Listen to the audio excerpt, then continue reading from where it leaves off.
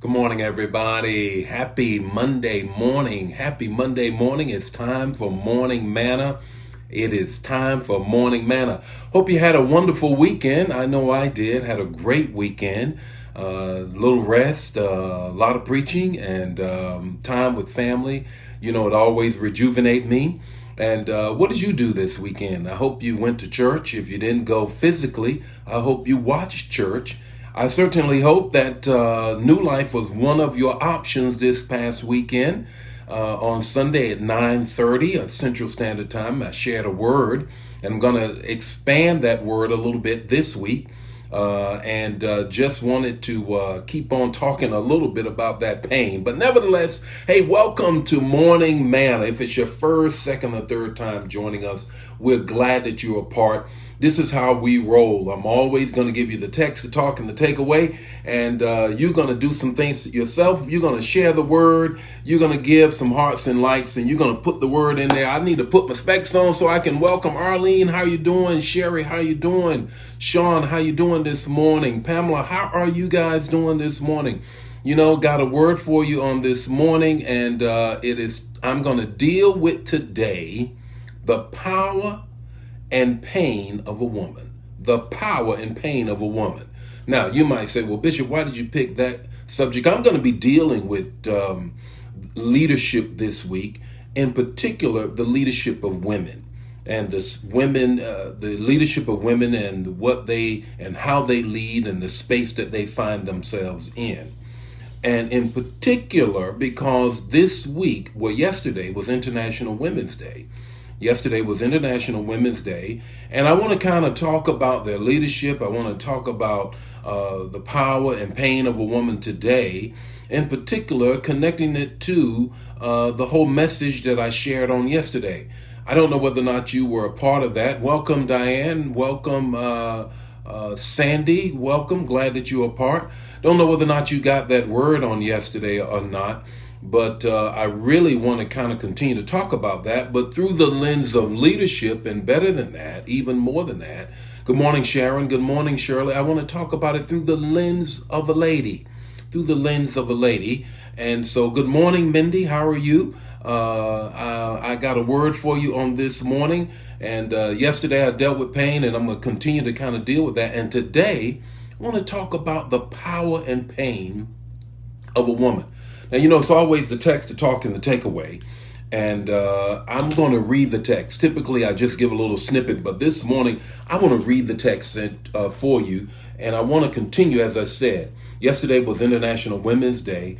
I'm going to deal with women and pain and leadership all week long in some way or another. I want to look at leadership through the lens of women and just kind of walk through that today. And I want you to turn to Numbers 27, 1 through 5. Numbers 27, 1 through 5. Typically, I don't read a great deal. I always just read a little snippet and give you the text, the talk, and the takeaway of that. But this morning, you got to get the whole picture for yourself. What I'm about to read is the daughters of Zelophehad. The daughters of Zelophehad. Listen, it explains itself. It's powerful. Here it is.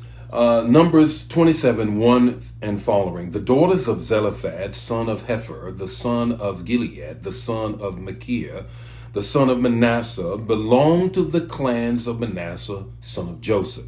Listen, the names of the daughters were Mela, Noah, Hagla, Melka, and Tirzah. Listen, they approached the entrance of the tent of meetings and stood before Moses, not only him, but Eleazar the priest. Not only Eleazar the priest, listen what these ladies did. They stood before the leaders and the whole assembly and said, "Our father died in the desert. He was not among Korah's followers who banded together against the Lord. He died for his own sin and left no sons." Man, why should our father's name disappear from his clan because he had no son? Give us our property among our father's relatives. This is amazing. So Moses brought their case before the Lord, and the Lord said to him, man, this is amazing. Let me tell you why this is so amazing. First of all, women during biblical times were not much more than chattel or property. Second of all, women did not speak in public without their husbands being with them or their fathers. Now notice the daughters of Zelophehad were dealing with the pain of not having. It is tradition, it was custom, it was laid down in the law that property was passed from father to son, not to daughter. If a woman was a widow, that was guaranteed poverty. Now I want you to see the pain of these women and the power of these women and how they did three things. They did more than that, but I just have time to share with you the three things that they did that is just amazing in the midst of how their pain pushed them forward to embrace the power of the moment and the space that they found themselves in. Ladies, check this out. Now, brothers, if you listen, I want you to get this too. Grab this. The first thing is this. They stood up for what belonged to them.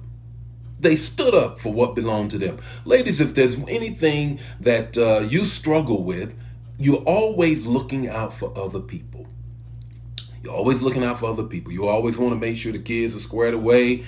If you have a spouse, you always want to make sure your spouse is squared away. If you are in the sandwich generation, you're checking on your mom, you're checking on your dad, you're going to the doctor's appointment with your parents. You're doing all of those kinds of things. Rarely, if ever, do you just decide, look, I need to stand up for myself. What belongs to me?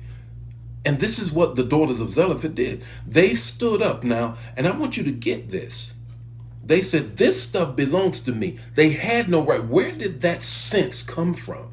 Because they had not seen this before. Most of the times you go as far as your horizon of what you have seen. They had never seen women do this before. Where did that power in the midst of their pain come from? It had to come from God. So they said, Lord, we're going to stand up for what belongs to us.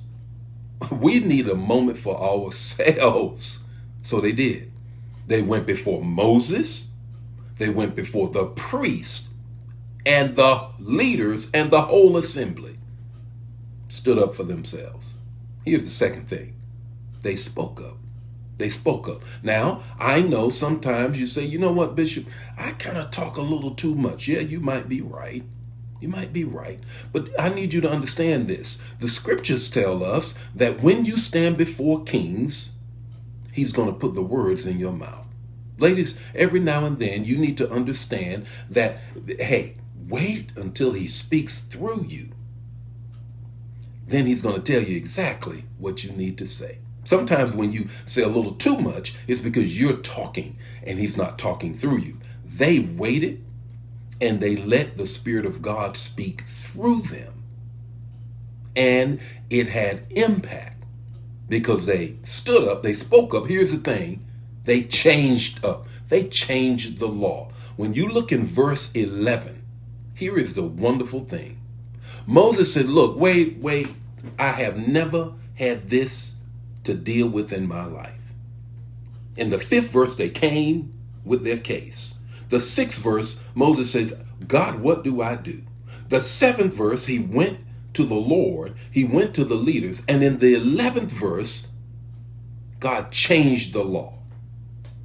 God changed the law. Whoever is the last, whoever is still living that is connected to the property owner gets the property. I'm not going to deal or give out property anymore based on gender. Look at that. Had these ladies never stood up in the power of their pain, that law would have never changed. Look at that.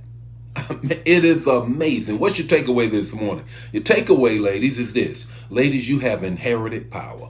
Use it. You have inherited power. Use it. The Lord be with you today. May his face shine upon you and give you peace. Hey, share the manna. Remember, I'm going to be dealing with leadership, ladies, and pain, looking through that lens all week long in some way or another. God be with you. May his face shine upon you, give you peace. I'll see you tomorrow morning with more Morning Manna. Bye now.